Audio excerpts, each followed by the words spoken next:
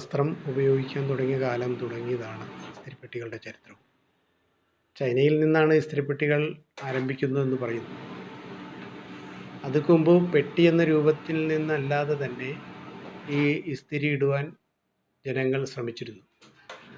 വസ്ത്രം ധരിക്കുമ്പോൾ ഏറ്റവും മനോഹരമായി ധരിക്കണം എന്നുള്ളത് ആദ്യ കാലഘട്ടം തൊട്ട് തന്നെ ജനം കരുതിപ്പോന്നിരുന്നൊരു കാര്യം.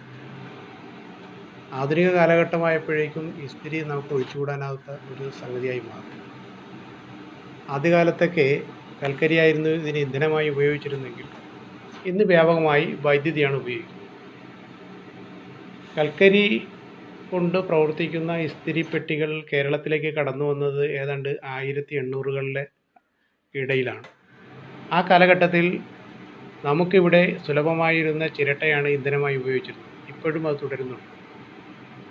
വൈദ്യുതി ഉപയോഗിച്ച് പ്രവർത്തിപ്പിക്കുന്ന ഇസ്തിരിപ്പെട്ടികൾ എത്രയോ മോഡൽ, എണ്ണിയാലൊടുങ്ങാത്തത്ര മോഡലുകൾ ഇന്ന് മാർക്കറ്റിലുണ്ട്. എന്നാൽ ഇത് സ്റ്റീം കൊണ്ട് പ്രവർത്തിക്കുന്ന ഒരു അയൺ ബോക്സാണ്.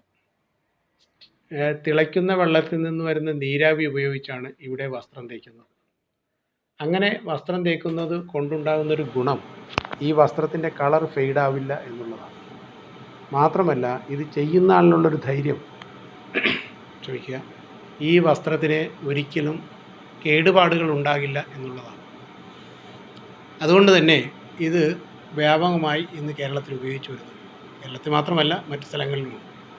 സ്ത്രീകളാണ് ഈ രംഗത്തേക്ക് കടന്നു വന്നിരിക്കുന്നതുള്ളത് എടുത്തു പറയേണ്ട കാര്യമാണ്.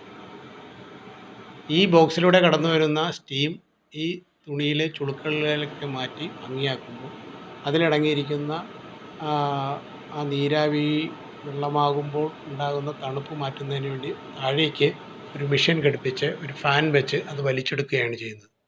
അതുകൊണ്ട് തന്നെ നമ്മുടെ തുണിക്ക് യാതൊരുവിധ പ്രശ്നങ്ങളും ഉണ്ടാകുന്നില്ല. ഇത് വളരെ ഭംഗിയായി മടക്കി എടുത്തു കഴിഞ്ഞാൽ എത്ര കാലം വേണമെങ്കിലും അതിൻ്റെ ഫ്രഷ്നെസ് പോകാതെ ഇരുന്നുകൊള്ളും. മറ്റു പെട്ടികളാകുമ്പോൾ നമ്മൾ തുണി തേക്കുമ്പോൾ ചിലപ്പോൾ അതിൻ്റെ കളർ ഫെയ്ഡാകും എന്നുള്ളത് സത്യമാണ്. പക്ഷേ അത് മാത്രമല്ല, ചിലപ്പോൾ തുണി ഡാമേജ് ആകുകയും ചെയ്യും. ഇതിൽ അങ്ങനെ വരുന്നില്ല.